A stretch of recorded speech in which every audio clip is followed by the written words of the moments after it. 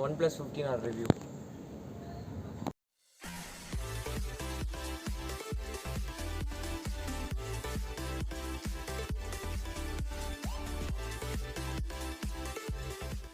மொபைலோட அன்பாக்சிங் பார்த்துக்கலாம்.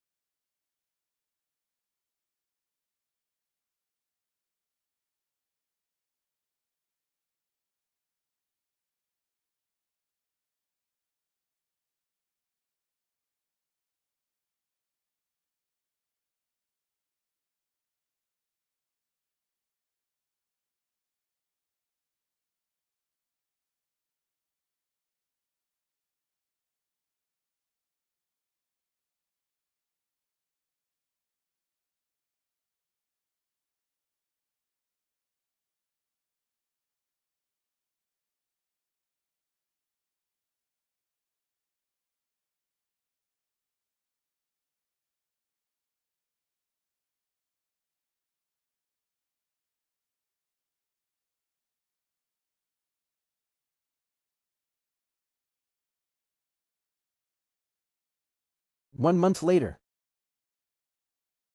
எடுத்தோடனே ஃபோனோட பில்ட்லேருந்து ஆரம்பிக்கலாம். டிசைனாக பார்க்க மோஸ்ட்லி இது ரொம்பவே இம்ப்ரெசிவான ஒரு பேனலாக இருக்குது. கையில் பிடிக்கும் மோஸ்ட்ல ஃபீலுமே ஐஃபோன் 13 Pro Max 14 Pro Maxை பிடிச்ச ஃபீல் கொடுக்குது. சைடில் வால்யூம் ராக்கர் பட்டன் இருக்குது. டாப்பில் நாய்ஸ் கேன்சலேஷன் மைக்குமே இருக்குது. டிஸ்பிளே யூஸ் பண்ணதுக்கும் ஃப்ளாக்ஷிப் லெவல் மாதிரி இருக்குது. ஆனால் அங்கே LTPS டிஸ்பிளே தான், LTPO டிஸ்பிளே கிடையாது. 7400 mAh பேட்டரி இருக்க மோஸ்ட்லி இது ஒரு பெரிய விஷயமா தெரியாது. அதை பற்றி நம்ம தெளிவாக பேட்டரியில் பேசுவோம். டிஸ்பிளேக்கு இங்கே 165 Hz வரைக்கும் கொடுத்துருக்காங்க. ஆனால் அது கேம்ஸில் வரைக்கும் கொடுத்தாலுமே அது சப்போர்ட்டட் கேம்ஸில் மட்டும்தான். அதை பற்றி நம்ம கேமிங் பர்ஃபார்மன்ஸில் பார்க்கலாம். மொபைலோட வெயிட்னு பார்க்க மோஸ்ட்ல 216 கிராம்ஸ் இருக்குது. வெயிட் மேனேஜ்மெண்ட் ஓரளவு நல்லாவே பண்ணியிருக்காங்க. ஆனால் OnePlusஓட கேம் வெறும் 208 கிராம் தான் ஃபோனோட வெயிட்னு சொன்னாங்க. இதுக்கு காரணம் ப்ரீ அப்டேட் ப்ரொடெக்டர் கவராக கூட இருக்கலாம். நான் அதை ரிமூவ் பண்ணல. டெம்பர் கிளாஸ் கிடைக்கலனோ அதனால் நான் அதை கலத்தமாக தான் வச்சுருக்கேன். மொபைலில் சிங்கிள் ஹேண்ட் யூசேஜில் யூஸ் பண்ணால் ஃபோனோட வெயிட்டை கொஞ்சம் ஃபீல் பண்ண முடியுது. சிங்கிள் ஹேண்ட் யூசேஜுக்கு சூட்டபுளாக இல்லை. ஃபோனோட கேஸை போட்டுட்டு வெயிட் செக் பண்ணால் 238 கிராம் இருக்குது. மொபைலோட கனெக்டிவிட்டிக்கு இங்கே 13 5G மெயின் கொடுத்துருக்காங்க. இது 48,000க்கு லான்ச் பண்ணிட்டு 13 கொடுத்ததெல்லாம் ஒர்த்து கிடையாது.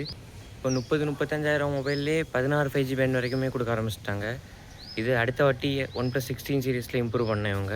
வேறு IR பிளாஸ்டருக்கான சப்போர்ட்டுமே இருக்குது. ஃபாஸ்ட் அண்ட் அக்குரேட்டாக ஒர்க் ஆகுது. USB 2.2 தான் கொடுத்துருக்காங்க. ரீடிங் ஸ்பீட்லாம் ரொம்பவே ஸ்லோவாக தான் இருக்குது இந்த மொபைலில். 3.2 கொடுத்துருக்கணும்.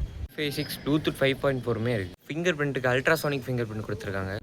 பிளேஸ்மெண்ட்ஸும் கரெக்டாக அன்லாக் ஆகுது. அக்குரஸியும் சூப்பராக இருக்குது. யூஐக்கு இங்கே Android 16 பேஸ்ட் Oxygen OS 16 கொடுத்துருக்காங்க. செம்ம ரெஸ்பான்சிவாக ஸ்னாப்பியாக இருக்குது யூஐ. அப்டேட்ஸுக்கு 4+6 இயர்ஸ்னு OnePlus ப்ராமிஸ் பண்ணியிருக்காங்க. இப்போவுமே டிவைஸ் கரண்ட் அப்டேட்டில் தான் இருக்குது. 2 அப்டேட் பண்ணியிருக்கேன். NFC சப்போர்ட்டாக இருக்குது. இப்போ இதோட கேமரா அண்ட் வீடியோ பெர்ஃபார்மன்ஸை பார்த்துடலாம். கேமராக்கு இங்கே சோனியோட IMX906 சென்சார் யூஸ் பண்ணியிருக்காங்க. OIS சப்போர்ட்டோடையும் வரும். f1.8 sensor. வேறு 8 MP அல்ட்ரா வைடுமே கொடுத்துருக்காங்க. ஃப்ரண்ட் கேமராவுக்கு இங்கே 36 மெகா பிக்சல் கொடுத்துருக்காங்க. பேக் கேமராவோட ஃப்ரண்ட் கேமரா சொல்ல போனால் நல்லாவே இருக்குது. With DTL Max engine. DTL Max engine இருக்கனால பேக் கேமராவில் டீட்டெயில்ஸ்லாம் தாறுமாறாக இருக்குது. நம்ம இப்போ அதை பற்றி பார்ப்போம். கேமரா பற்றி பார்க்கறதுக்கு முன்னாடி ஒரு சின்ன கிளாரிஃபிகேஷன். உங்களுக்கு தெரிஞ்சிருக்கும், நிறைய பேர் சொல்லியிருப்பாங்க OnePlus 13Rலேருந்து OnePlus 15Rக்கு கேமராவில் ஒரு சின்ன டவுன்கிரேட்மெண்ட் தான் சொல்லணும். டெலஃபோட்டோ லென்ஸை தூக்கிட்டாங்க. ஹேசல் பிளேட் கூட போன வாட்டி கொலை பண்ணியிருந்தாங்க. அதை அந்த வாட்டி தூக்கிட்டாங்க. அதுக்கப்புறத்தில் OnePlus இங்கே DTL Max இன்ஜின் எடுத்துகிட்டு வந்திருக்காங்க. ஃபோட்டோவில் டீட்டெயில்ஸ்லாம் நல்லாயிருக்கு. நான் இப்போ காணிக்கிறேன் பாருங்கள். ஃபோட்டோவோட பெர்ஃபார்மன்ஸை பார்க்கும் மோஸ்ட்ல ஒவ்வொரு இடத்துலையுமே சிறப்பாகவே இருக்குது. ஆனால் பக்கத்தில் ஏதாவது நல்ல ஃபோனை வச்சு கம்பேர் பண்ணிங்கன்னா அப்போ தான் இது கொஞ்சம் முக்கியம் தெரியும்.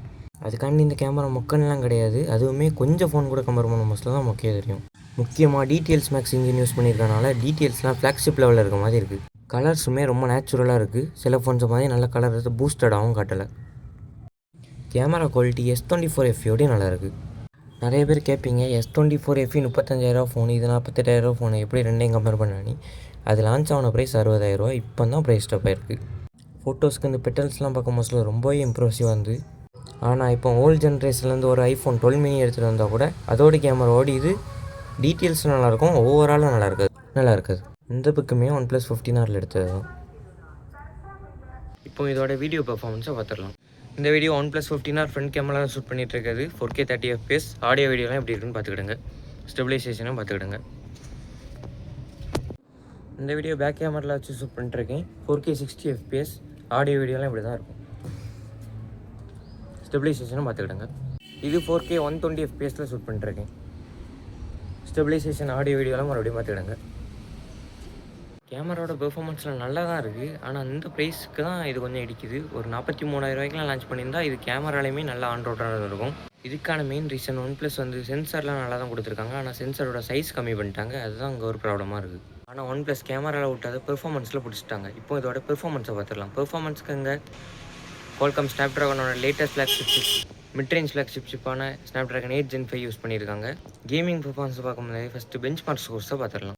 ஸ்கோரை பொறுத்த வரைக்கும் பேலன்ஸ் மோட்டில் போட்டு ரன் பண்ணது 165 ரெஃப்ரெஷ் ரேட் வச்சு டெஸ்ட் பண்ணது தான். Antutu ஸ்கோரை பொறுத்த வரைக்கும் 2.8 மில்லியன் வரைக்குமே வந்திருக்கு. டெம்பரேச்சர் மேக்ஸிமம் 50 டிகிரி வரைக்கும் போயிருக்கு. இந்த மொபைலோட ஃபுல் Antutu பர்ஃபார்மன்ஸை செக் பண்ணதுக்கு நான் ஏசி ரூமில் வச்சு ஹை பர்ஃபார்மன்ஸ் மோட்டில் ஆன் வச்சு ரன் பண்ணது 3.1 மில்லியன் வரைக்கும் வந்திருக்கு. இது ரியலாகவே ஒரு வேறு லெவலான ஸ்கோர் தான். ஃப்ளாக்ஷிப் லெவலில் இருக்குது ஸ்கோர்லாம். நார்மல் மோடில் போட்டு ஸ்கோர் ஆன் பண்ண மோஸ்ட்டில் 6%க்கான பேட்டரி ட்ராப்புமே இருக்குது. இதுவுமே ஒரு நல்ல விஷயந்தான். என்ன தான் டெம்பரேச்சர் ஹையாக போனாலும் பேட்டரி ஆப்டிமைசேஷன் சூப்பராக இருக்குது. ஹை பர்ஃபார்மன்ஸ் மோடில் போட்டு ரன் பண்ண மோஸ்ட்டில் 13%க்கான பேட்டரி ட்ராப் இருந்து. இதையுமே நோட் பண்ணிக்கோங்க. Geekbench ரன் பண்ண மோஸ்ட்டில் சிங்கிள் அண்ட் மல்டி கோருமே நல்லா வந்திருக்கு. மல்டி கோர் சூப்பராக வந்திருக்கு. இதோட ஸ்டெபிலிட்டி பார்த்தா வெறும் 58% வந்திருக்கு. ஆனால் ஹீட்டு மட்டும் 50 டிகிரி போயிருக்கு. ஆனால் இது பெஞ்ச் மார்க்கில் மட்டும்தான். கேமிங்கில் ஸ்டெபிலிட்டி சூப்பராக இருக்கும். கேமிங்லலாம் ஸ்டெபிலிட்டி பெட்டராக இருக்கும். அதை நம்ம கேமிங் பர்ஃபார்மன்ஸில் டீட்டெயிலாக பார்க்கலாம். இதோட மேக்ஸிமமான ஸ்டெபிலிட்டி ஸ்கோர் ரன் பண்ணதுக்கு ஏசி ரூமில் வச்சு ஹை பர்ஃபார்மன்ஸ் மோட் ஆன் பண்ணிட்டு ரன் பண்ணும்போது 74% தான் வந்து 74% தான் நல்ல இல்லைன்னு கேட்டீங்க. ரூம் டெம்பரேச்சரில் வந்து இப்படி வந்ததுன்னா சூப்பரான பர்ஃபார்மன்ஸாக இருந்திருக்கும். இது ஏசி ரூமில் வச்சு வந்தது இன்னுமே பெட்டராக இருந்திருக்கலாம். இந்த ஹீட்டிங் ஸ்டெபிலிட்டி மிஸ் ஆகிறது இதெல்லாம் பெஞ்ச் மார்க்கில் மட்டும்தான். கேமிங் பர்ஃபார்மன்ஸ் ரொம்பவே இம்ப்ரெசிவாக இருக்குது. நம்ம இப்போ அதை பார்த்துக்கலாம். ஜென்சன் பேக்கில் 120 FPS வச்சு விளையாடுறதுக்கு ப்ரோ கேமரையும் ஹைப்பர் ஃப்ரேம் சிப்பையும் ஆன் பண்ணோம். 1 ஹவருக்கான மீடியம் கிராஃபிக்ஸோட கேம் பிளேயில் இதில் 16% வரைக்குமான பேட்டரி ட்ராப் இருக்குது. ஹீட்டிங்குமே 45 டிகிரி வரைக்கும் போச்சு. மறுபடியும் பேட்டரியோட பர்ஃபார்மன்ஸ் ரொம்பவே இம்ப்ரெசிவாக இருக்குது. அப்பப்போ மைல்டாக சட்ரஸ்மே நோட்டீஸ் ஆகும். ஃப்ரேம் ட்ராப்ஸுமே இருந்துச்சு. இதெல்லாம் ரொம்ப மைல்டாக மட்டும்தான். இதை பார்க்கணும்னு நினச்சிட்டு பார்த்தா மட்டும்தான் தெரியும். மற்றபடி சும்மா விளையாண்டுட்டு இருக்க மாதிரி தெரியாது. இப்போது நெக்ஸ்ட் கேமுக்கு போயிடலாம். BGMIயில் 165Hz வித் 165 FPS வரைக்கும் புஷ் பண்ணிக்கலாம். 1 ஹவருக்கான கேமிங்கில் இதில் 10%க்கான பேட்டரி ட்ராப் இருந்து. இது ஒரு சூப்பரான விஷயம் தான். இந்த கேமில் எங்கேயுமே ஃப்ரேம் ட்ராப் சக்ஸஸ் எதுவுமே நோட்டிஸபுளாக 165 FPSமே ஸ்டேபிளாக கிடச்சி. டச் ரெஸ்பான்ஸுமே பரவாயில்லாமல் இருந்து. பரவாயில்லாமல் தான் இருந்தால் நல்லாலாம் இல்லையா. டச் ரெஸ்பான்ஸ் சிப்லாம் இருக்குன்னா நம்ம அதை அப்புறம் பார்க்கலாம். CODலையுமே சேம் 165 FPS வச்சு ப்ளே பண்ணிக்கலாம். இதோட கேமிங் பர்ஃபார்மன்ஸுமே ரொம்பவே இம்ப்ரெசிவாக இருந்து, ரொம்பவே ஸ்மூத்தாக இருந்து. கேம் விளையாண்டுட்டு இருக்க மோஸ்ட்டில் மல்டி டாஸ்க்குமே சூப்பராக இருக்குது. 8 Gen 5 சிப்போட ஆப்டிமைசேஷன் சூப்பராக பண்ணியிருக்காங்க இங்கே மற்ற இடத்துல. இப்போ இந்த மொபைலோட ப்ரைஸிங்கை பற்றி பார்த்துடலாம். 12GB RAM 256 internal GBயோட 48,000 இருக்குது. இந்த ப்ரைஸ்க்கு இது செம்ம ஒருத்தான ஃபோன். நான் சொன்ன குறையெல்லாம் உங்களுக்கு ஓகேவாக இருந்தேன்னா. ரேம் அண்ட் ஸ்டோரேஜுக்கு LPDDR5X அல்ட்ரா RAM யூஸ் பண்ணியிருக்காங்க. ரேம் அண்ட் ஸ்டோரேஜுக்கு LPDDR5X அல்ட்ரா RAM யூஸ் பண்ணியிருக்காங்க. UFS 4.1 சப்போர்ட்டுமே இருக்குது. இதான் இந்த மொபைலோட அன்பாக்சிங் ரிவ்யூ எல்லாமே. இந்த ஃபோனை பற்றி என்ன டவுட்னாலும் கீழே கமெண்ட்டில் கேளுங்க.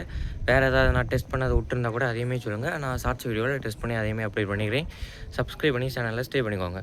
வீடியோ பிடிச்சிருந்தா லைக் பண்ணாமல் இருந்தாங்க. அடுத்தது IQ Neo 10 Moto H60 Fusion இந்த மாதிரி ஃபோனோட ரிவ்யூவில் உங்களை பார்க்குறேன். என்னடா இதோட டச் ரெஸ்பான்ஸ் இப்போ மாற்றி மட்டும் கொஞ்சம் பேசிடலாம். டச் ரெஸ்பான்ஸுக்கு எந்த குறையும் கிடையாது, நல்லா தான் இருக்குது. ஆனால் டச் ரெஸ்பான்ஸ் சிப் கொடுத்துருக்கிறேன் அந்த மாதிரி பில்டப் பண்ணனால நிறைய இடத்துல மிஸ்டேஜுமே ஆகுது. நார்மல் ஃபோன் மாதிரி ஒரு 80,000-90,000 வாங்கினாலுமே ஃபோனில் டச் ரெஸ்பான்ஸ் இப்படி தான் இருக்கும். அந்த மாதிரி தான் எதுவுமே இருக்குது. கேமிங்லேயுமே இப்படி தான் இருக்குது. நம்ம இதை பற்றி டெடிக்கேட்டடாக ஒரு ஷார்ட்ஸ் வீடியோ அப்லோட் பண்ணலாம். நான் அதில் இதை பற்றி தெளிவாக பேசுகிறேன்.